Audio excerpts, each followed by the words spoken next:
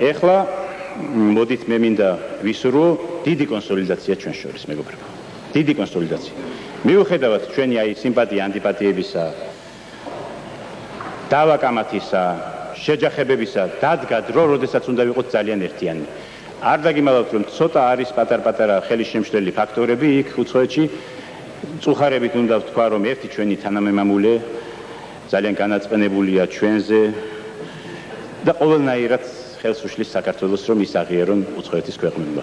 მე გთხოვთ, აი ვისაც მიგიწვდებათ ხელი, ნათესაობა, ახლობლობ, ამ კაცს როგორმე მიუსიოთ, რომ როგორმე აი ამ ღალატის გზიდან მე მგონი ახლა ამის მიხედვა არ არის ახლა ვისაც აქვს ნაცნობობა ბუშთან, ტეტჩერთან, მიტერანთან და მთელ მსოფლიოსთან. აი ეს თანამემამულე განაწყენებული პირადად ჩემზე, ჩვენ ხელისუფლებაზე ყოველნაირად ძირს უთხრის საქართველოს დე იურე და დე ფაქტო ცნობის საკითხს. და ძალიან გთხოვთ, თუ მიგვიწვდება ხელი ჩვენ, მე არ მინდა არც ეს კაცი მინდა გავწირო, ესმით? ხო და რაღაცნაირად ვიმოქმედოთ ამ ადამიანზე, მეგობრებო, იმიტომ რომ ძალიან ბევრი, აი ბუშის ვიზიტის შემდეგ ძალიან ბევრი ხელისშემშლელი იქ შემოიკრიბა ფოფხაძე, მოღალატეები, ეს რენეგატები, მგელაძე, ესენი შექმნა რაღაცა შტაბი, რომელიც გეგმავს იქ რაღაც ღონისძიებებს ჩვენს წინააღმდეგ. ესმით და ეს ყველაფერი, კი ბატონო, მე ცუდი ვარ, მაგრამ საქართველოს რა დააშავა. ესმით? და ყველაფერი საქართველოს წინააღმდეგ ძალიან ცუდად.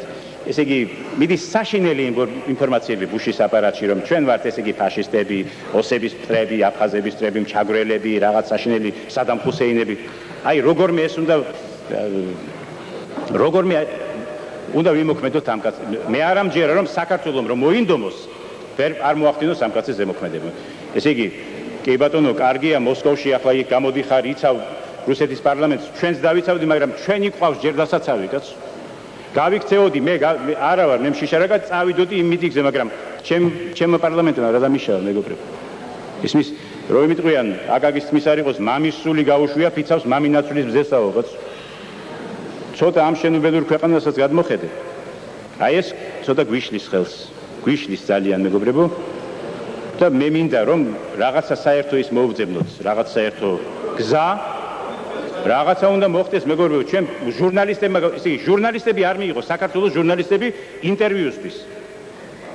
მთელი მსოფლიოს ჟურნალისტებს ელაპარაკება, ყველას აძლევს ინტერვიუს, საქართველოს ჟურნალისტებს ბოიკოტი გამოუცხადა. შეკითხვები გაუგზავნეს წერილობით, პასუხს არ იძლევა. რაღაც ზემოქმედებაა საჭირო. არა და აქვს მსოფლიოში ავტორიტეტი, მეგობრებო, და იცნობს მსოფლიო, კაცო და ესე იგი ძალიან ცუდი ის გამოდის, ესე იგი ხელისშემშლელი ფაქტორი გამოდის. რაღაცით უნდა გავანეიტრალოთ ჩვენ ესეთი მოქმედება ამ კაცის, მეგობრებო. და ეს არ შემეძლო რომ არ მეთქვა, მეგობრებო, უნდა იცოდეთ საქართველოს რა უშლის ხელს და როგორ. ნუ ახლა მოსკოვში რო კამპანიას ეწევიან, ეხლაც პუტჩის დამარცხების შემდეგაც განაგრძობენ კამპანიას. ეს ფოფხაძე და ეს ხალხი დიდი გავლენა აქვს ჟურნალისტურ წრეებში. აი ისევ კომსომოლსკაია პრავდა მესხმის მე 1000 ცილის წამება, 1000 დეზინფორმაცია ხო წაიკითხეთ არა. აი ესეთი მდგომარეობა. ეს ხელისშემშლელი ფაქტორებია.